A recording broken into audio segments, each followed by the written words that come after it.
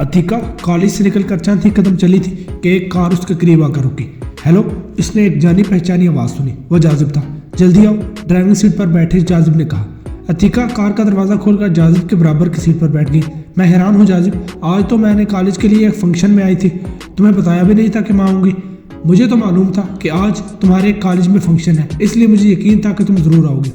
मैंने तुम्हें इसलिए नहीं बताया कि खुद पर मुझे यकीन नहीं था कि आ सकूँगी या नहीं। इन दिनों अब्बा जान की तबीयत ज़्यादा ख़राब रहने लगी है, इसलिए मैंने सोचा कि फंक्शन में नहीं जाऊंगी।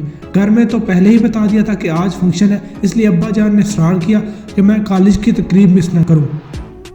तबीयत भी उनकी आज कुछ बेहतर थी।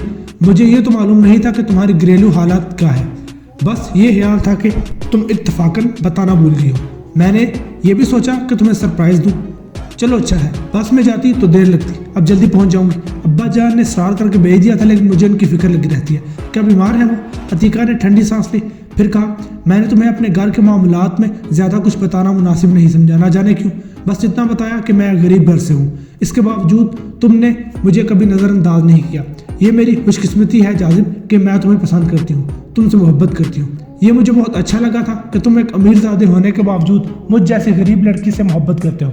मैं वो दिन कभी नहीं भूलूंगी जब मैं घर से निकली थी कि अचानक बारिश ने आ लिया। इस वक्त तुमने मुझे लिफ्ट दी थी, वरना मैं तो घर वापस जाने के लिए तैयार खड़ी थी और घर जाते हुए भी पानी में शराबूर हो जाती, और मुझसे लिफ्ट लेते हुए तुम ज़रा भी नहीं हिचकिचाई। हिचकिचाने का सवाल ही पैदा नहीं होता। मैं निसाब से हटकर बहुत कुछ पढ़ती हूँ। इसमें नफ्सियात जैसे खुश्क मजमून के अलावा चेहरा शनासी का इल्म भी है। मैंने तुम्हारे चेहरे से समझ लिया था कि तुम एक अच्छे इंसान हो और मुझे सिर्फ हमदर्दी में लिफ्ट दी है। अगर मेरी जगह कोई मर्द भी होता तो तुम उसे लिफ्ट दे देते। चेहरा शनासी कभी कभी धोखा भी दे जाती है। इसके बारे में मैंने बहुत पढ़ा है। इल्मुल आदात के बारे में पढ़ा है। 6 के हिस्से को कातिल अफराद का हिस्सा कहा जाता है, लेकिन मैं इस अदद के हामिल कई अफराद को जानता हूँ जिन्होंने कभी चूंटी भी नहीं मारी। ऐसा ही कुछ चेहरा शनासी के बारे में भी हो सकता है। शायद तुम्हारा कहना दुरुस्त हो, लेकिन मैंने चेहरा शनासी के मामले में कभी धोखा नहीं खाया। तुम्हारे मामले में भी नहीं। साल भर से तुमने मेरी पिक एंड ड्रॉप संभाली हुई है। मुझे कॉलेज पहुंचाते भी हो और मुझे लेकर भी जाते हो। इस अरसे में तुमसे मेरी मोहब्बत भी बढ़ती रही, तुम भी मुझसे मोहब्बत करने लगे। हम दोनों जानने लगे कि हमें एक दूसरे से मोहब्बत है, लेकिन कभी इजहार मोहब्बत नहीं किया। अपनी चेहरा शनासी की महारत पर मुझे और भी यकीन हो गया जब मैंने, बल्कि मुझे ये अंदाज़ा भी था कि ऐसे चेहरे वाले लोग मोहब्बत में कभी मुतालबा नहीं करते, किसी और ख्वाहिश का भी इजहार नहीं करते, और तुम ऐसे ही साबित हुए हो। यही तो तुम्हारी चेहरा शनासी धोखा खा गई। जाजिब ने हंसकर कहा। वो कैसे? मैंने तुमसे एक बात सिर्फ इसलिए नहीं की कि मैं सही वक्त का इंतजार कर रहा था। सही वक्त? हाँ, जाजिब मुस्कुराया। यानी जब तुम ग्रेजुएशन कर लोगी तब कहूँगा। अब तुम्हारे इम्तिहानात का 1 महीना रह गया है और मुझे यकीन है कि तुम पास हो जाओगी।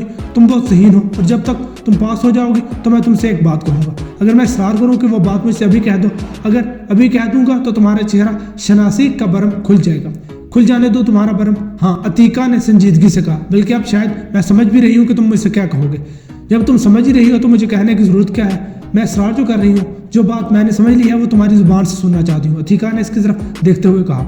जाजिब ने सारी तवज्जो ड्राइविंग पर मरकूज रखते हुए अतीका की तरफ देखे बगैर कहा, मैं तुमसे शादी करना चाहता हूँ। अतीका ने तवील सांस लेकर कहा, वाकई मेरी चेहरा शनासी का बरम टूट गया। जब तुमने सुन ही लिया मुझसे तो अब जवाब भी दे ही दो।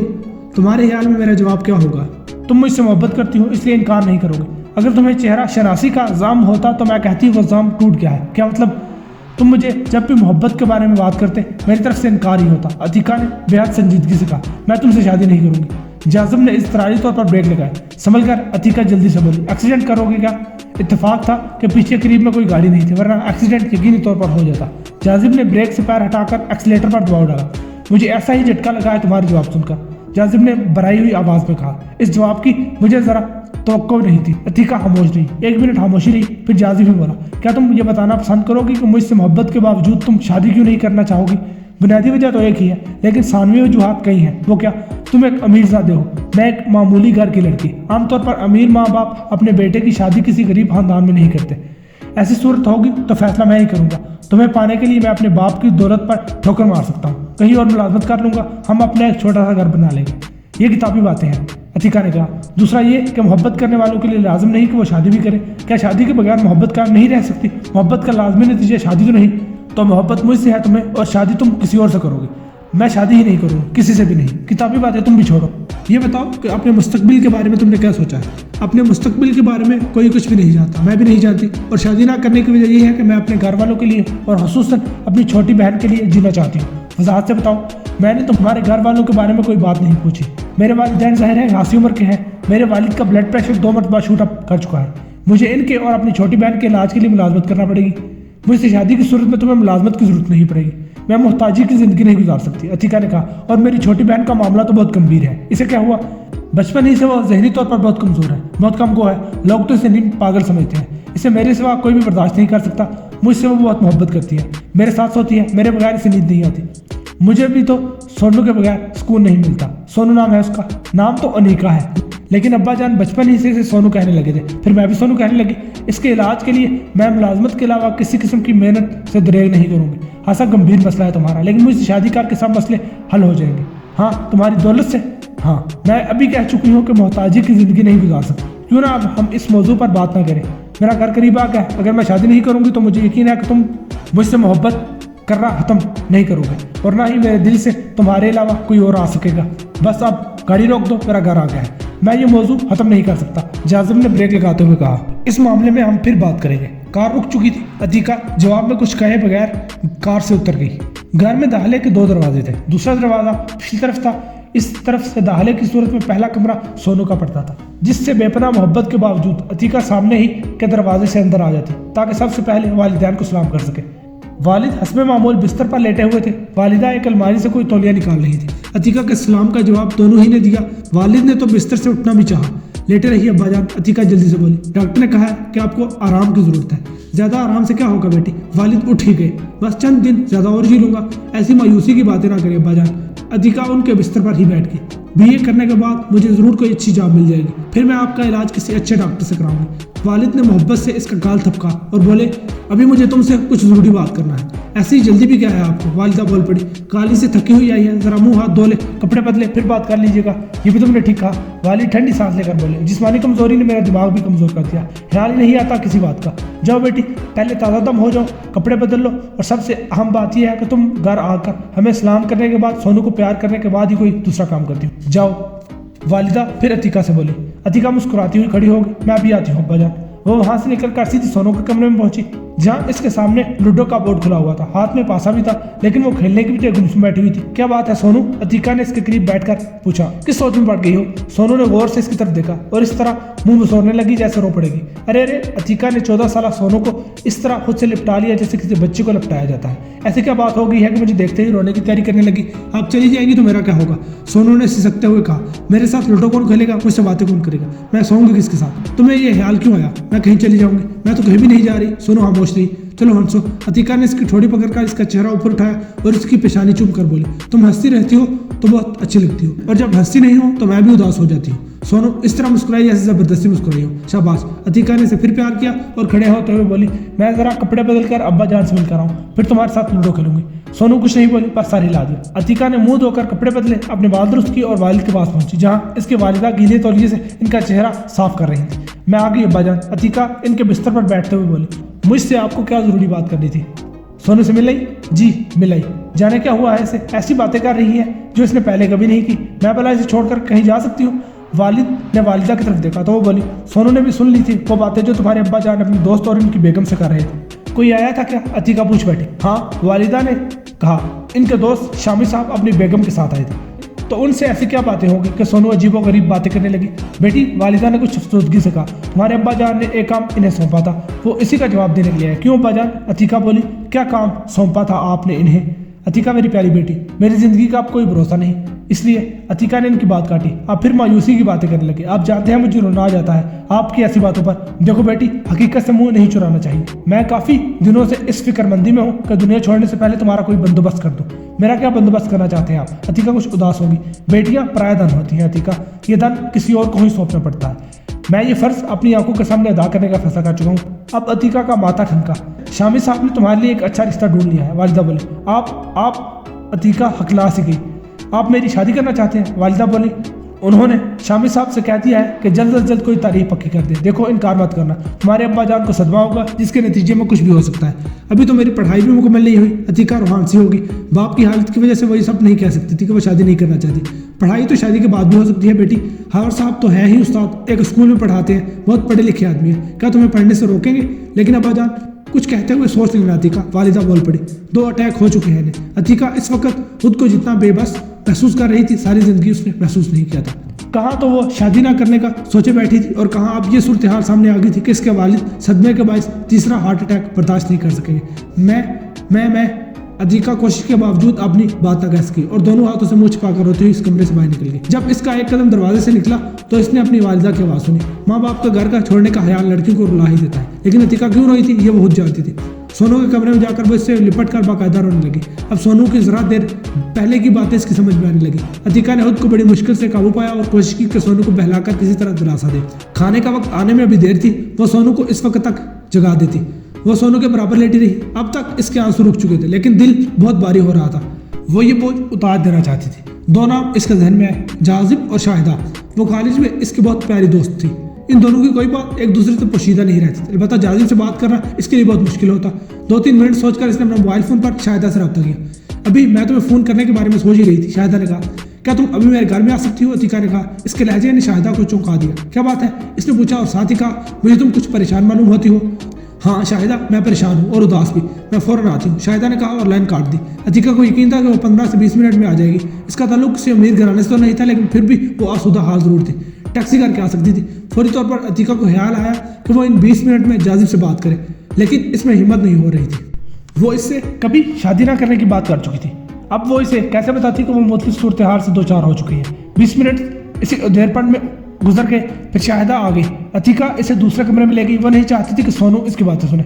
बात क्या है मेरी जान? दूसरे कमरे में पहुंचते हुए शाहिदा ने पूछा। एक जिम्मेदारी सौंपना चाहती हूँ तुम्हें, बोलो, मैं तुम्हारे लिए कुछ भी कर सकती हूँ। मेरे वालिदैन के बारे में तुम जानती हो, अब्बा जान को तीसरे हार्ट अटैक से कम फौरी तौर पर बचा ही सकती हूँ, लेकिन कुछ ऐसा नहीं कहा जा सकता कि कब क्या हो जाए। अम्मी जान को इनसे बुला की मोहब्बत है, वो सदमा बर्दाश्त नहीं कर सकेंगी।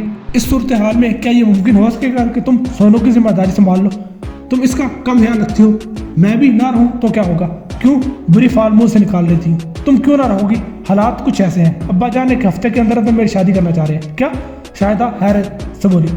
तुमने तो कभी शादी ना करने का फैसला किया था। अब्बा जान के दिमाग में समा गया है कि वो अब ज़्यादा देर जिंदा नहीं रहेंगे। इनकी शदीद ख्वाहिश है कि वो अपनी ज़िंदगी में रुखसत कर दें।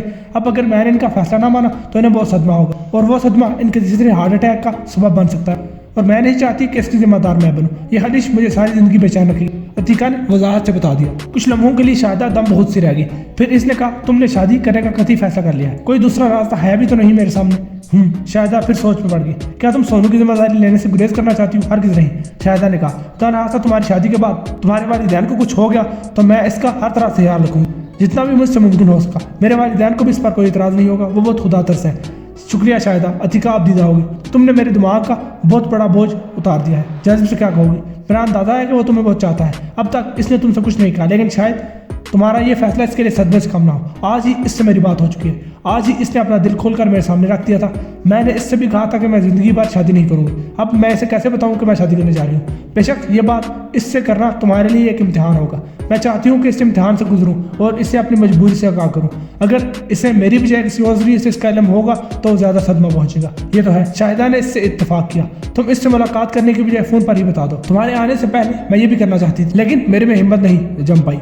ये हिम्मत तो तुम्हें करना ही पड़ेगी। हाँ, अतीका ने उदासी से कहा। कुछ देर बैठने के बाद शाहिदा ने इजाज़त चाही। अब मैं चलती हूँ, शाहिदा ने खड़े होते हुए कहा। फिर बोली, जाजिब को फ़ोन पर हर सूरत बता देना अपनी मजबूरी। अतीका ने सारे हिला दिया। शाहिदा के जाने के बाद वो बेचैन सी रही। जाजिब को फ़ोन करने की हिम्मत नहीं हो रही थी। वो इसके लिए एक कड़ा इम्तिहान था, और शाहिदा कह चुकी थी कि इसे ये इम्तिहान देना ही होगा। घंटे भर की कश्मकश के बाद आखिरकार इसने मोबाइल फ़ोन पर जाजिब का नंबर मिला ही डाला। चंद साल बाद एक कंपार्टमेंट के अलावा सभी सीटें बुक हो चुकी हैं। इस कंपार्टमेंट में शाहिदा नामी खातून ने अपनी बहन के साथ एक सीट बुक कराई है। मैंने इस कंपार्टमेंट में आपकी सीट बुक करा दी है। इसके बाद एक सीट बाकी बची है, वो मैंने एक फर्जी नाम से बुक कराई है। फ़ोन करने वाले ने तफसील से बताया। यही मैं चाहता हूँ कि इस कंपार्टमेंट में कोई और ना पहुँचे। ट्रेन आधे घंटे बाद रवाना होगी। मैं 15 मिनट में स्टेशन पहुँच रहा हूँ। टिकट मुझे दे देना, बेहतर है। टेलीफोनिक गुफ्तगू खत्म हो गई। हयात अंसारी ने फर्स्ट क्लास कंपार्टमेंट में कदम रखा। ट्रेन अभी प्लेटफॉर्म पर ही थी। एक कुली कह रहा था, इतना बहुत सा सामान और आप सिर्फ 150 रुपये ही दे रही हैं। मुनासिब मुआवजा है। खूबसूरत खातून ने जवाब दिया, जिसकी उम्र 25 से 30 साल के दरमियान में थी। ठीक नहीं है मैम साहब, कुली ने कहा। ये लो 20 रुपये और ले लो, मेरी जान छोड़ो। खातून ने हयात अंसारी पर एक नज़र डालते हुए कहा। 300 سے کم نہیں لوں گا، کلی نے کہا۔ اس کے انداز میں جھنجھلاہٹ تھی۔ میں اس سے 1 پیسہ بھی زیادہ نہیں دوں گی۔ حیات انصاری اس کے سامنے کی برتھ پر کھڑکی کے قریب بیٹھ گیا، وہ بھی کھڑکی کے قریب بیٹھی تھی۔ یہ تو دھاندلی ہے، کلی نے کہا۔ تمیز سے بات کرنا چاہیے خاتون سے۔ حیات انصاری کلی پر بگڑ گیا، پھر خاتون سے بولا، ان لوگوں سے پیسے پہلے طے کر لینا چاہیے، آپ اسے 30 روپے اور دے دیں۔ خاتون کچھ جذبت ہوئی، پھر اس نے اپنے ہینڈ بیگ سے 30 روپے اور نکال کر کلی کی طرف بڑھا دیے۔ بس اب اور بکواس کے بغیر یہاں سے چلے جاؤ، حیات نے کلی سے کہا۔ اس نے 30 روپے لیے اور بڑبڑاتا ہوا کمپارٹمنٹ سے چلا گیا۔ آئی ایم سوری، حیات نے خاتون سے کہا، میں نے آپ کے 30 روپے اور لگوا دیے۔ اہمیت روپوں کی نہیں، بات کی ہوتی ہے۔ پہلے اس نے کہا تھا کہ جو مرضی ہو دے دیجیے گا، اب 300 روپے پر اڑ رہا ہے۔ یہ لوگ ایسے ہی ہوتے ہیں۔ میں آپ کی شکر گزار ہوں، آپ نے اس سے میری جان تو چھڑوا دی۔ یہ میرا اخلاقی فرض تھا کہ آپ کی حمایت میں بولوں۔ میرا نام حیات ہے، حیات انصاری، کراچی جا رہا ہوں۔ میرا نام شاہدہ سلطان ہے، اتفاق سے میں بھی کراچی جا رہی ہوں، مجھے خوشی ہے کہ آپ جیسا اچھا ہم سفر مل گیا۔ حیات نے مسکرانے پر اکتفا کیا۔ ٹرین اب چل پڑی تھی، دھیرے دھیرے اس کی رفتار میں اضافہ ہو رہا تھا۔ شاید اب کھڑکی سے باہر کا نظارہ کرنے لگی۔ آپ کے ساتھ کوئی اور بھی ہے؟ حیات بولا۔ آپ کی اوپر کی برتھ پر کوئی چادر اوڑھے لیٹا ہوا ہے۔ جی، میری چھوٹی بیٹی ہے، کچھ بیمار ہے، آپ اس کی بیماری میں اسے سفر پر لے کر نکل پڑی ہیں۔ مجبوری ہے حیات صاحب، لاہور میں اس کا علاج کچھ ٹھیک سے نہیں ہو پا رہا تھا، کراچی میں آغا خان اسپتال میں اس کا علاج کراؤں گی۔ کیا بیماری ہے اسے؟ ہے کچھ؟ حیات چپ ہو گیا۔ شاہدہ اس کا سوال ٹال گئی تھی۔ پھر لگ بھگ 1 گھنٹہ گزر گیا، دونوں خاموش رہے۔ حیات نے اپنا اٹیچی اور بریف کیس جو پہلے یوں ہی رکھ دیا تھا اٹھا کر اپنے برتھ پر رکھ دیا۔ بہت دیر سے کچھ سوچ میں ڈوبی ہوئی ہیں آپ؟ حیات بولا۔ جی۔ شاہدہ اس طرح چونکی جیسے حیات کی بات نہ سنی ہو۔ معذرت چاہتا ہوں، درد بیٹھا آپ کے خیال میں، مجھے خاموش رہنا چاہیے۔ کوئی بات نہیں، آپ نے پوچھا تھا کچھ؟ جی، یہی کہہ رہا تھا کہ مجھے بہت دیر سے آپ کسی گہری سوچ میں ہیں، گمان سا ہے مجھے کہ آپ کسی پریشانی میں ہیں۔ مجھے خوشی ہوگی اگر آپ کے کسی کام آ سکوں۔ شکریہ حیات صاحب، بس ہے کچھ خیالات جن میں ڈوبی ہوئی ہوں۔ ایک بات کہوں، آپ برا نہ مانیں، مجھے یقین ہے آپ کوئی ایسی بات نہیں کریں گے کہ میں برا مانوں۔ کہیے کیا کہنا چاہتے ہیں؟ میں 1 گھنٹے میں 2 بار دیکھا ہے۔ کچھ سوچتے ہوئے آپ کی آنکھیں بھیگ جاتی ہیں، پھر آپ جلدی سے ٹیشو پیپر نکال کر آنکھیں صاف کر لیتی ہیں۔ مجھے لگ رہا ہے آپ کچھ اداس ہیں۔ آخر ایسا کیا گزرا ہے آپ پر؟ یہ میرا بہت نجی سوال ہے، آپ جواب نہ دینا چاہیں تو نہ دیں، میں برا نہیں مانوں گا۔ آپ نے پوچھا ہے مجھ پر کیا گزرا ہے، میرا جواب یہ ہے کہ میں اداس ہوں تو اپنے لیے نہیں، اپنے ایک دوست کے لیے ہوں۔ کوئی خاص ٹریجڈی انبار ہے اس کے ساتھ، المناک واقعات کا افسوس ہوا سن کر۔ کیا آپ وہ سب مجھ سے شیئر کرنا پسند کریں گے؟ آپ مجھے حساس آدمی معلوم ہوتے ہیں، آپ بھی دکھی ہو جائیں گے سن کر۔ آپ تو میرا تجسس بڑھا رہی ہیں، میں مبالغے سے کام نہیں لے رہی۔ اس کی زندگی پر غور کرتے رہنا ہی میری زندگی بن گیا ہے۔ بعض لوگ بڑے بد نصیب ہوتے ہیں، نوجوان لڑکیاں نہ جانے کیا کیا خواب دیکھتی ہیں، لیکن اسے تو ایک خواب دیکھنا بھی نصیب نہیں ہوا۔ ایسا کیا ہوا اس بیچاری کے ساتھ؟ شاہدہ چند لمحے کچھ سوچتے ہوئے بولی۔ عتیقہ کو خواب دیکھنے کا کوئی لمحہ ہی نہیں ملا۔ ہوش سنبھالتے ہی اسے یہ صرف سوچنا پڑا کہ اپنے گھر والوں کے لیے کسی طرح زندہ رہے۔ معاشی مسائل ہوں گے، وہ بھی تھے، لیکن بنیادی بات کچھ اور تھی۔ میں اس کے بارے میں سوچتی ہوں یا کسی سے بات کرتی ہوں تو دل کا بوجھ شاید کچھ ہلکا ہو جاتا ہے۔ تو کیجیے اس کی بات، اپنے دل کا بوجھ ہلکا کیجیے۔ ہم ایک لمبا سفر کر رہے ہیں، باتوں ہی باتوں میں گزرے گا یہ وقت۔ یہ اچھا ہے کہ ہمارے کمپارٹمنٹ میں کوئی اور نہیں آیا، میں زیادہ لوگوں کے سامنے اس طرح کی باتیں نہیں کر سکتی۔ آپ نے اس کا نام شاید عتیقہ بتایا تھا۔ جی ہاں، عتیقہ۔ اس کی زندگی میں بظاہر کوئی خوشی آئی تو بھی سراب ثابت ہوئی۔ اسے کسی سے محبت بھی تھی، لیکن حالات کے باعث، کچھ اپنی مخصوص سوچ کے باعث اس کا فیصلہ تھا کہ وہ کبھی شادی نہیں کرے گی، لیکن اسے شادی کرنا پڑی۔ کرنا پڑی؟ جی ہاں، اپنے باپ کی خاطر سے یہ قدم اٹھانا پڑا۔ یہ تو بہت عجیب بات ہے، کوئی لڑکی اپنے باپ کی خاطر شادی کرے۔ کیا باپ نے اس پر دباؤ ڈالا تھا شادی کے لیے؟ جی نہیں، وہ باپ کی حالت کے باعث مجبور ہو گئی تھی۔ میں سمجھا نہیں، میں شروع سے لیکن اختصار کے ساتھ بتاتی ہوں، تبھی آپ کو سمجھ میں آئے گا۔ میں ہماتن گوش ہوں۔ شاہدہ نے عتیقہ کے گھر کے حالات بتانا شروع کی۔ بات وہاں تک پہنچ گئی جب باپ نے عتیقہ سے شادی کی بات کی۔ کوئی اسٹیشن قریب آ گیا، ٹرین کی رفتار کم ہونے لگی۔ وہ ایک اہم موڑ تھا آپ کی دوست کی زندگی کا، حیات نے کہا۔ جی ہاں، اسی لیے تو میں نے کہا تھا کہ اسے اپنے باپ کی خاطر شادی کرنا پڑی۔ وہ نہیں چاہتی تھی کہ اس کے انکار سے باپ کو صدمہ پہنچے اور تیسرا ہارٹ اٹیک ان کی زندگی کا خاتمہ کر دے۔ یہ روش اس کی زندگی بھر کا دکھ بن جاتی۔